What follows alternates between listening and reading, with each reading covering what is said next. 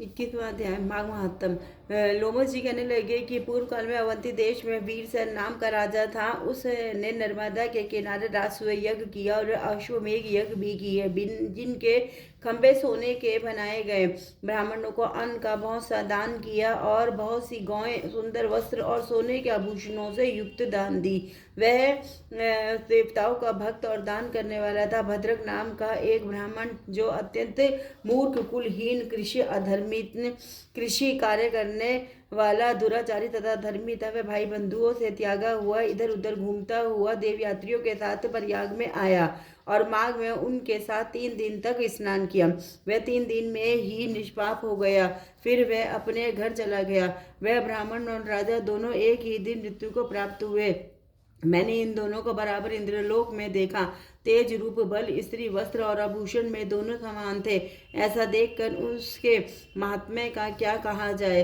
राज सूर्य यज्ञ करने वाला स्वर्ग का सुख भोग कर फिर भी जन्म लेता है, परंतु संगम में स्नान करने वाला जन्म मरण से रहित हो जाता है। गंगा और यमुना के संगम की हवा के स्पर्श से ही बहुत से दुख नष्ट हो जाते हैं। अधिक क्या कहे, और किसी भी तीर्थ में किए गए पाप माघ मास में प्रयाग में स्नान करने से नाश हो जाते हैं। मैं पिशाच मोचन नाम का एक पुराना इतिहास सुनाता हूँ। इस इतिहास को यह कन्याएं और तुम्हारा पुत्र भी सुने, उससे इनको स्मृति प्राप्त होगी। पुराने समय में देवदूति नाम का बड़ा गंभीर और वेदों का पारंगत एक वैष्णव ब्राह्मण था। उसने पिशाच को निर्मुक्त किया था। वेदनिधि कहने लगे कि वह कहाँ का रहने वाला, किसका पुत्र और किस पिशाच को उसने निर्मुक्त किया। आप विस्तार पूर्वक यह सब कथा सुनाइए।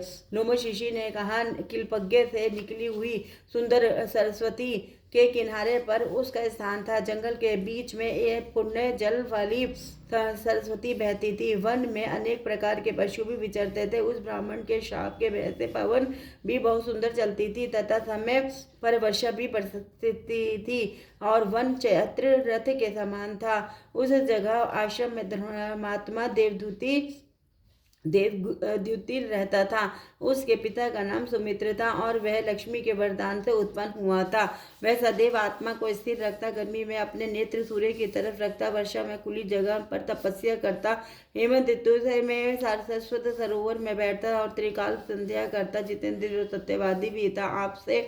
आप गिरे हुए फल और पत्तियों का भोजन करता था। इसका शरीर सूख कर केवल हड्डियां मात्र रह गई थी। इस प्रकार उसको तप करते हुए वहां पर 1000 वर्ष बीत गए। तप के प्रभाव से उसका शरीर अग्नि के समान प्रज्वलित था। विष्णु की प्रसन्नता से भी वह सब कर्म करता। दधीचि ऋषि के वरदान से ही वह श्रेष्ठ वैष्णव हुआ था। एक समय उस ब्राह्मण ने वैशाख महीने की एकादशी को हरि की पूजा कर उसकी सुंदर स्तुति और विनती करी।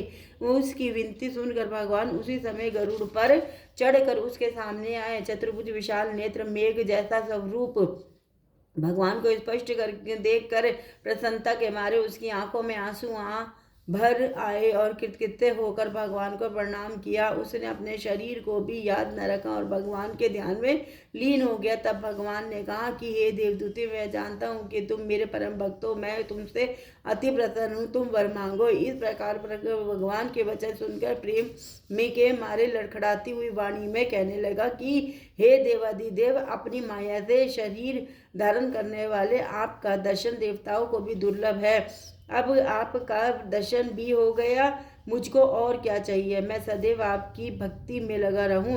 भगवान उसके वचन सुनकर कहने लगे कि ऐसा ही होगा। तुम्हारे तप में कोई बाधा नहीं पड़ेगी। जो मनुष्य तुम्हारे कहे गए स्रोत को पढ़ेगा, उसकी मुझ में अचल भक्ति होगी। उसके धर्म कार्य सांगोपांग होंगे और उसकी ज्ञान में परम निष्ठा होगी। हरे कृष्ण कृष्ण कृष्ण हरे हरे, हरे राम राम राम नारायण